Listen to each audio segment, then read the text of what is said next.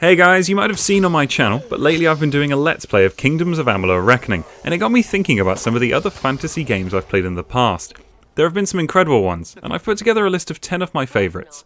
Fair warning, I've limited it to games I've actually played, so chances are some of your favourites might not have made the cut. But let me know your favourites in the comments, and hopefully you'll find one here you've also loved.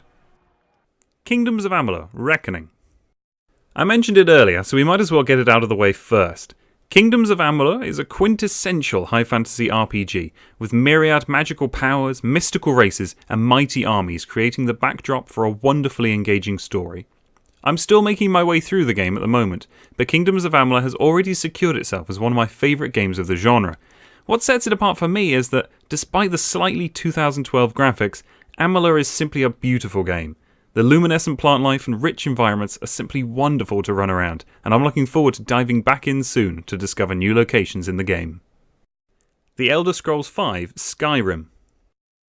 If Kingdoms of Amalur is a quintessential high fantasy RPG, then the Elder Scrolls are the quintessential games of the genre. The world of Tamriel has thrilled and amazed gamers for decades, always setting the pace for other series to try and keep up with.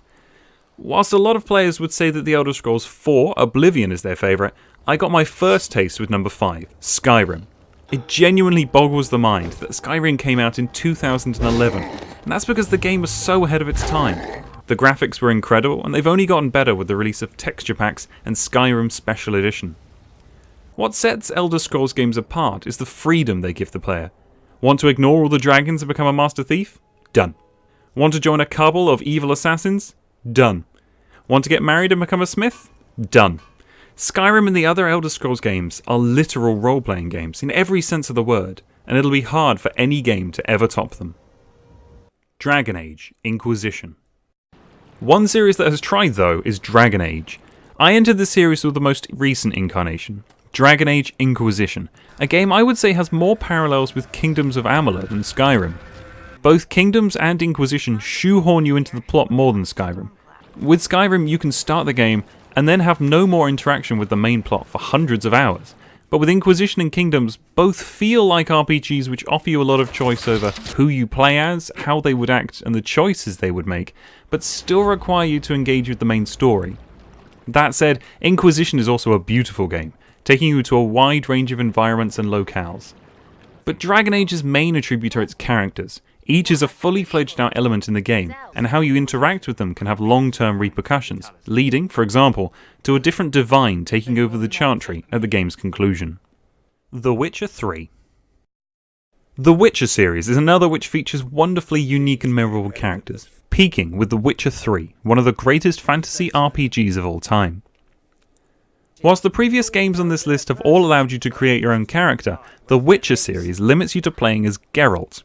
Whilst this may at first glance seem constricting, Geralt's story and its characters are so enthralling that they lift the game rather than limiting it, and the plot still offers plenty of choice as to how the player's particular White Wolf acts. The Witcher 3 is easily the most grown-up game we've mentioned so far, and the plots and quests touching on the brutality of war and difficulty of moral decision-making only enhance a game that would have stood out even if it had just been a straightforward fantasy RPG. Lord of the Rings: Shadow of Mordor. In a similar vein to the Witcher games, Lord of the Rings: Shadow of Mordor limits the player to controlling a specific character. In this case, the Ranger of Gondor, Talion, alongside the elf Celebrimbor, who shares his body. Whilst the previous games in this list have generally followed a particular RPG style, that of wander around this open world, meet mystical creatures, and complete quests, Shadow of Mordor places the player behind enemy lines, with far more emphasis placed on stealth and the assassination of enemy commanders than on free player exploration and questing. This change of tone is a memorable departure from the norm, and we can look forward to more with the recent announcement of Shadow of Mordor 2 coming next year. Baldur's Gate. Just as the Elder Scrolls series has come to embody the modern over-the-shoulder style RPG, Baldur's Gate revitalised fantasy RPGs and set the scene for all of the modern greats. It differs from the previous games in this list by utilising a top-down isometric perspective, allowing the player to control and command an entire party of characters rather than a single main one. The myriad of player choices, storylines, classes and races makes Baldur's Gate a deep and enthralling game, and its use of 2nd edition advanced Dungeons & Dragons rules makes it even better for a D&D player such as myself. Whilst the original game came out in 1998, a remastered version was released a few years ago, so definitely pick this game up if you want to play the grandfather of all modern fantasy RPGs. Pillars of Eternity. Pillars of Eternity is essentially Baldur's Gate if it was made now. The graphics are beautiful, the plot pulls you in, and the characters are variously both entertaining and heartbreaking.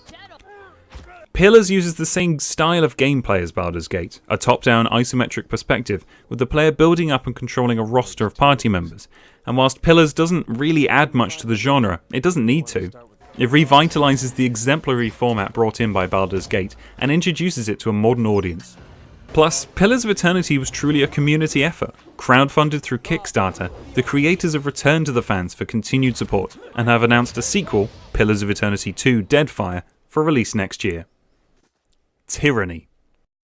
Made by the same developers as Pillars of Eternity, Tyranny is essentially Baldur's Gate if it were made now and the bad guys won.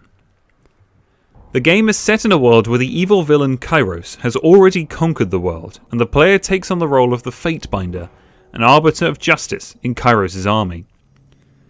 While still following an explore and quest RPG format, Tyranny focuses far more on how the player's choices affect the world and characters around them, and not always for the better.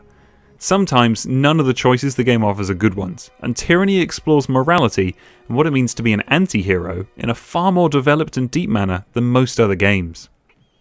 Monster Hunter Freedom Unite. Monster Hunter Freedom Unite probably comes a bit out of left field, but it's a game with a significant place in my heart. Released in 2008 as an expansion of the original Monster Hunter Freedom 2, Unite saw the player become a monster hunter, a warrior charged with protecting Poke Village from various dangerous monsters. Taking on hunting quests given by the village elder, the player would travel to small open-world areas to do battle with the monster, having to study its habits, weaknesses and tactics in order to succeed. Unite was a game I put a lot of hours into completing when I was a kid, and I'm still actually pretty upset about losing my favourite feline companion when my save file corrupted. How can you not love a game where there are talking cats wearing armour helping you to battle giant monsters? Lord of the Rings: Return of the King. The final game on this list differs from all the others in that it's not an RPG. Lord of the Rings: Return of the King was an action hack-and-slash game where the player took on the roles of various members of the Fellowship, plus a few others, in memorable movie moments from the Lord of the Rings movies. It's a great game in its own right, challenging enough to keep you entertained, but straightforward enough to quickly progress through your favourite movie moments. Where Return of the King really stands out though, is the addition of co-op. Messing up a band of orcs or storming the Black Gate with a friend was awesome when you were a kid, and even though that game is now 14 years old, if someone invited me over to play it, I'd be there in a shot. I hope you've enjoyed this list I've put together. Let me know in the comments some of the best fantasy games you've played, and as always, like and subscribe for more videos. Until next time.